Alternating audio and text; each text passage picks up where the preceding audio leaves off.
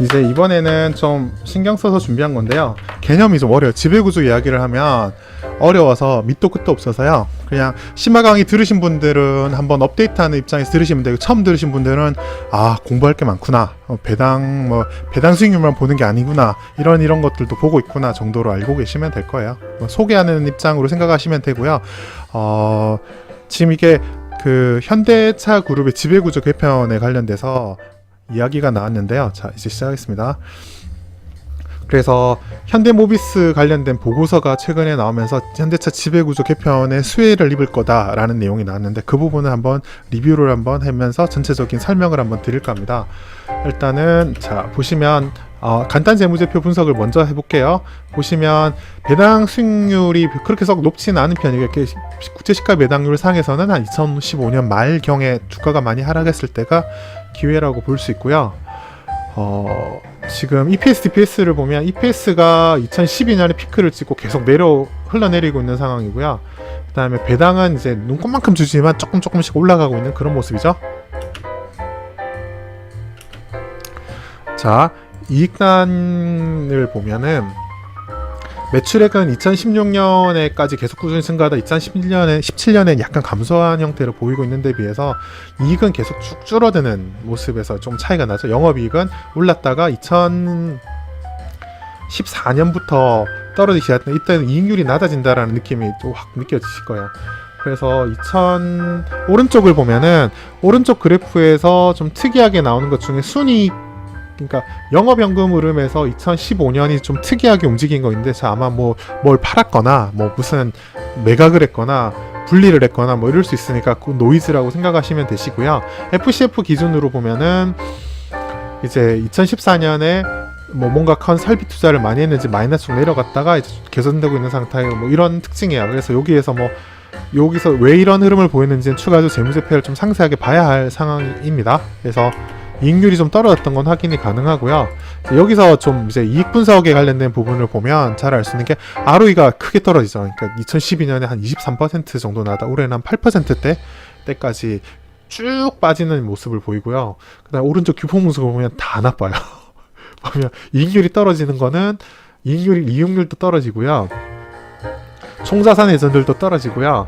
부채 비율은 떨어지는 건 좋긴 하지만 자본을 효율적으로 쓰지 못했다라는 측면에서 보면은 좀 하여튼 그런 상황이고, 그래서 ROE를 구성하는 큰 세 가지 요소가 다 악화되고 있는 그런 상황으로 보실 수 있습니다. 그래서 이게 오른쪽에 PBROE 플로팅을 보면은 왼쪽 먼저 볼게요, 순서대로. 그래서 PER 같은 경우는 2014년부터 오히려 이제 그 흐름이 좋지 않음에도 불구하고 오히려 PER은 계속 올라가고 있는 상황. 그러니까 PBR은 떨어지는데 PER이 올라가는 상황이죠. 그러니까 이익이 많이 안 나기 때문에 나타날 수 있는 그런 모습으로 보이고요. PBROE 플로팅은 정말 계속 안 좋아지죠. 이 딱 보면 현대차랑 똑같아요. 계속 나빠지고 있는 그런 형태를 보이고 있는 상황입니다. 그래서 재무 상태는 이렇게 간단하게 평가했고요. 오늘 이야기하고 싶은 건 이게 아니라, 이렇게 재무 상태는 지금 확인한 상태에서 이제 하나대투에서 나온 보고서를 한번 볼게요. 그래서 이게 보고서가 나온 이유가 뭐냐면, 그 공정거래법에서 상호 출자, 순환 출자를 이렇게 좀 해소해야 되는 법이 올라가 있고, 그다음에 연말 전후로 해서 뭔가 푸시가 있을 거다라는 그런 이야기를 내서 현대차 지배구조 변동이 생긴다면 모비스가 좀 유리한 모습을 보이지 않겠느냐라는 그러한 게 핵심이고요. 그래서 보고서 내용을 인용하면서 한번 보면, 이게 이제 오너 일반에서 지배구조 개편을 하면서 그 승계 문제랑 같이 연결지어서 본다면, 그 MK 회장님 같은 경우는 현대차랑 모비스 지분이 상대적으로 좀 높은 편인데 비해서 아드님인 ES는 현대차와 모비스 지분이 모비스란다 정정하겠습니다. 글로비스 지분이 상당히 높은 편, 23% 정도로 글로비스 지분이 높은 이런 특징이 나타나고 있다는 걸 알 수 있고요. 전체적인 지배구조를 보자면, 확대해 드리겠습니다. 전체적인 지배구조를 보자면 핵심은 뒤에 그림이 안 드렸군요. 제가 핵심을 보자면, 죄송합니다.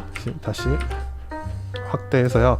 핵심적으로 보자면 여기 모비스와 현대차, 기아차 이 세 개가 핵심적인 이제 상위에 있는 회사고, 나머지는 밑에 딸려 있는 회사라고 보시면 되실 것 같아요. 그래서 모비스와 현대차, 기아차가 순환 출자 형태를 보이고 있는 지배 구조예요. 그래서 이 순환 출자를 해소를 해야 되는 상황인데, 과거에 있었던 거는 기아차가 가지고 있는 모비스 지분 16.9%의 순환 출자 고리가 끊어지면 이게 순환 출자 문제가 해소될 거라고 생각해서 과거에는 이제 전 정권의 분위기에서는 이게 이제 뭐 글로비스 지분이랑 수합을 하면서 상속 문제랑 같이 해결될 가능성이 있다라는 이야기가 나왔으나 현재 분위기에서는 그게 현실적으로 좀 힘들지 않느냐라는 생각과 함께 이게 오히려 이 세 개를 분할하면서 전체적으로 지주회사로 바뀔 거라고 하는 건데 그 구조를 전체적으로 보면 아시겠지만 지주회사로 바뀌면은 이제 그 지분이 20% 이상 최소한 보유를 해야 된다고 보고요. 시가총액이 현대차가 가장 높기 때문에